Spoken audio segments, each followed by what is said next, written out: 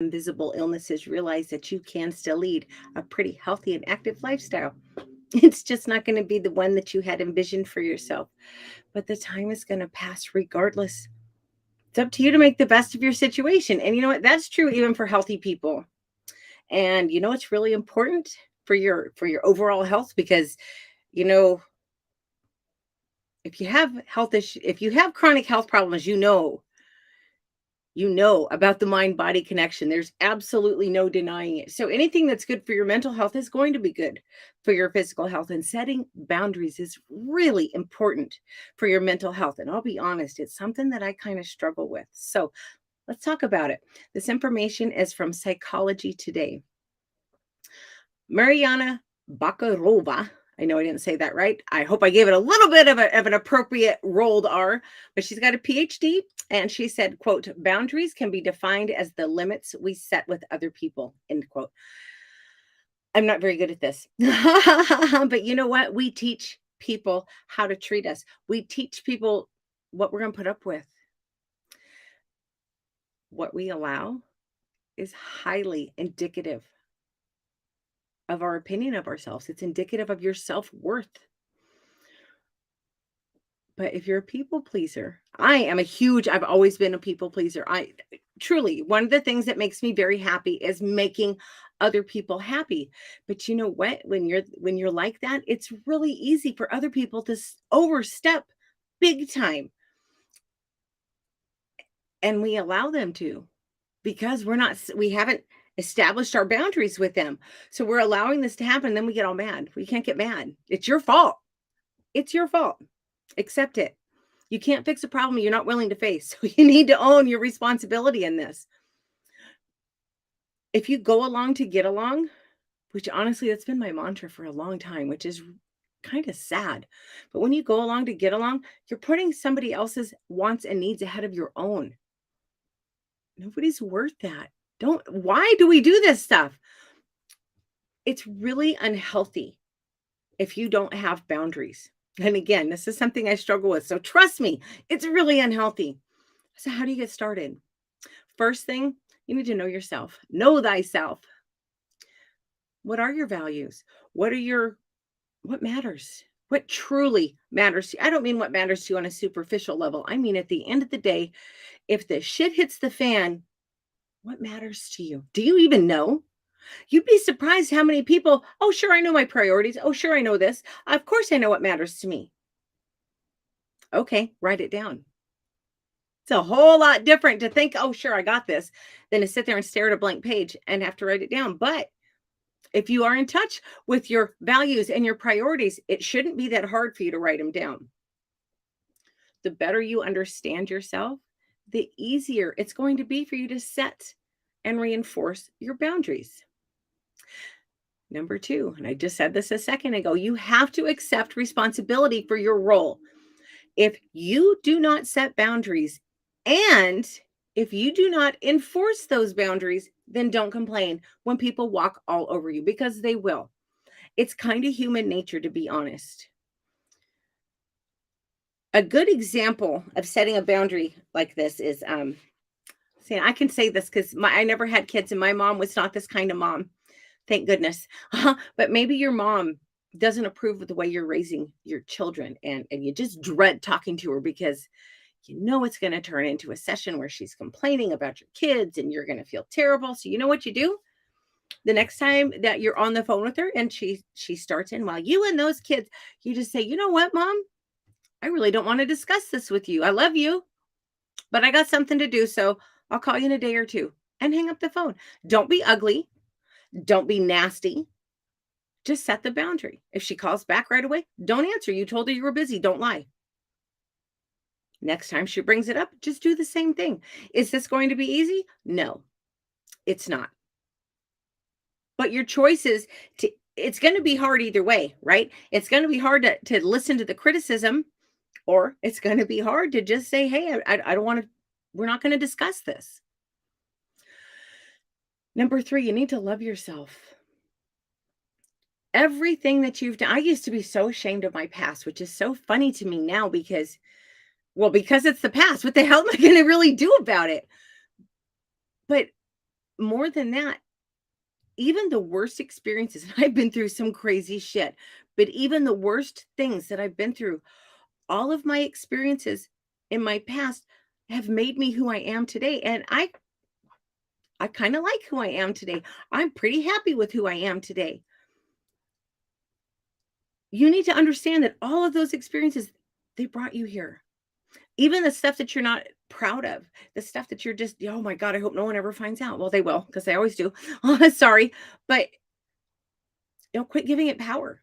So what if they find out? You're not that person anymore.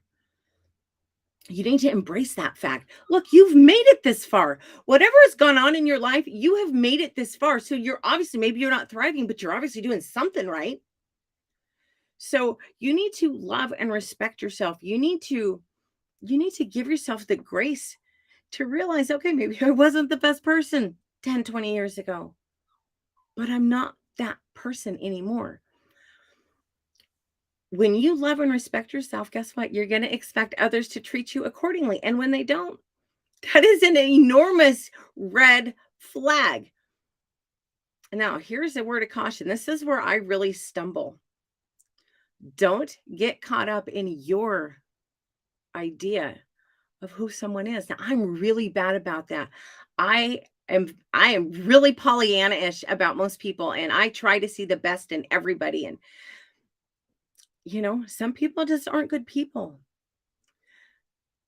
Trying to when I decide that someone who's not a good person, well, they're a good person because I feel that.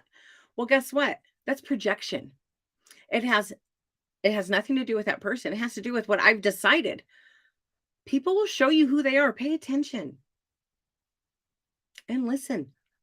Watch, observe. If they make you feel terrible, you know what? Then you need to be really damn choosy who you're spending your time with. If somebody constantly makes you feel bad about yourself, why on earth are you spending your time with them? Life is short, y'all. Number 4, heed the warnings. If someone refuses to respect your boundaries, you need to move on. You've got to let it go and move on. They're not going to change. I don't care how much you want them to. They're not going to change. And you'll know if they're not going to respect your boundaries. They're not subtle. It's never a subtle process.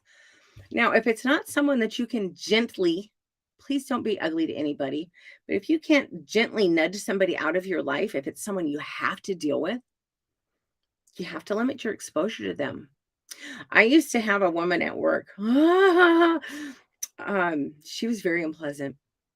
She was extremely unpleasant. And like 99% of us could not get along with her. Okay, that's literally a stat I just pulled out of nowhere, but hardly anybody could get along with her except her immediate boss. And I work at a fairly large organization. I'm walking across the quad one day and I had to go take some paperwork over there. And I'm walking over there. I'm like, oh my gosh, I'm gonna get over there and she's gonna do this and she's gonna nitpick me. And I'm getting myself really worked up and anxious. And all of a sudden I was like, oh my God, why am I giving this crazy lady this kind of power over me? So what I told myself, and I was probably about halfway across the quad at this point, and I was like, I can't I can't let this happen. So instead of, oh my God, she's gonna nitpick me, I started telling myself, she has an amazing eye for detail that I don't. I get so caught up in just getting things done, and my stuff's usually done right, but she was very much a, hey, excuse me, you didn't dot your I's. Your T on page 4, it's not crossed. I wouldn't notice that. Once I started looking at her from the perspective of she has a great eye for detail instead of, oh my God, she's a nitpicky, it made it a lot. Did it make us really like each other and magically get along? Of course not. But it made it a lot easier for me to get along with her. And I was very firm to set boundaries with her. If she tried to tell me something, because she loved to jump up and start, nah. And I started telling her, you know what? I'll be happy to fix that as soon as I get back to my office. Just shoot me an email and I'll take care of it. Have a great afternoon. I'll be looking for your email. And I'd walk out the door. Just pissed her off all the time. But I don't care. I had to set the boundary and I had to enforce it. And my boundary was, I'm not going to discuss this with you. You can shoot me an email. Plus, I wanted it in writing because that way, if there was if it was maybe I missed, maybe I really screwed up and I had multiple things to fix, and I've got something I can refer back to. Plus, I had a record. She was the kind of person it was good to have a record with. Number 5, this is also something I'm very guilty of. Don't be a fixer. You can't fix somebody else, period. Some of us, yeah, I'll put myself in this. I'm getting a lot better about this, but we get validation from trying to fix people. But you know what? No one asked your pushy ass to fix anything. Change has to come from within. So if you try to make, like when I used to smoke, so funny now that I used to be a heavy smoker, but I was a heavy smoker for a long time. And people used to try to nag me into quitting. That doesn't work. I had to, when I quit, it was because I wanted to.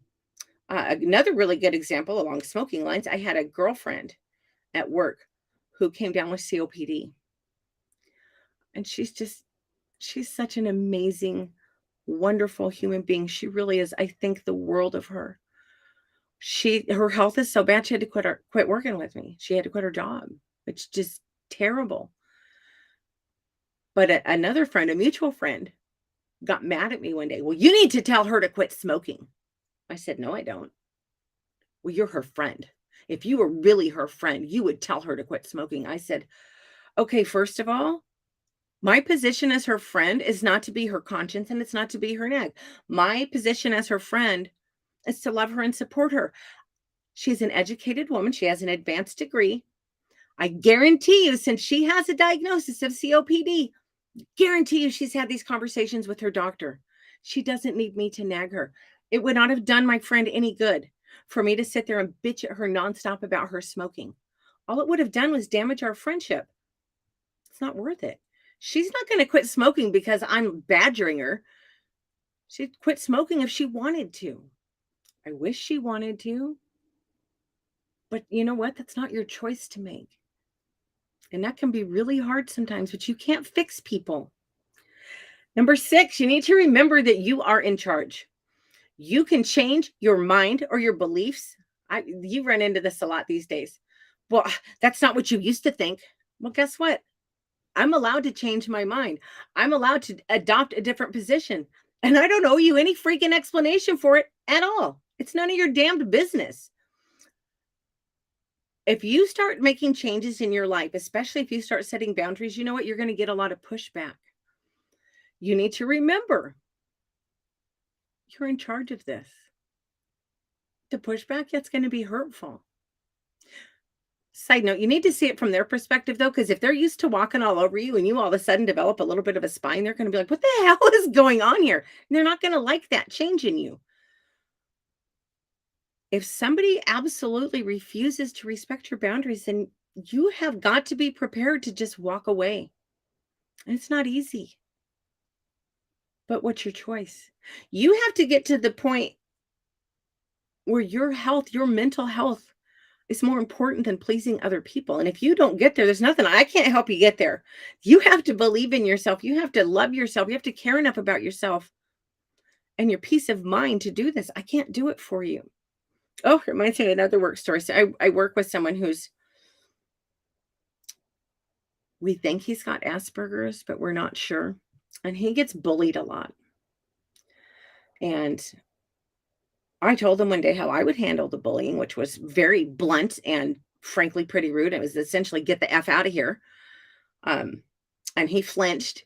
He says, oh, I couldn't do that. I said, sure you can. It'll only be hard the first time. When he asked me one day if I would go to a place where he had a lot of conflict. I'm afraid to say too much. So I don't want people knowing exactly where I work, but he was walking into a situation where he knew he was going to have issues. And he asked me to go with him. I got to tell you, it broke my heart. It did. And I told him, you know what? I'd be happy to. I would love to, because I think the way they treat you is wrong and it's disrespectful. And frankly, it pisses me off. I said, but it's not going to do you any good. Because if I come in there and lay down the law, all they're going to do is be nice to you if they think I'm around. And as soon as I'm out of the picture, they're going to bully you even worse. He has still, to this day, he has not learned how to set boundaries.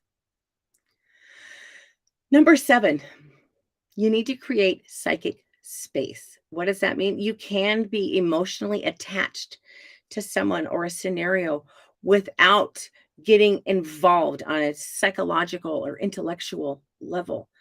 You can, just because you love somebody, I have a really good friend right now, a very good friend. I love him very much.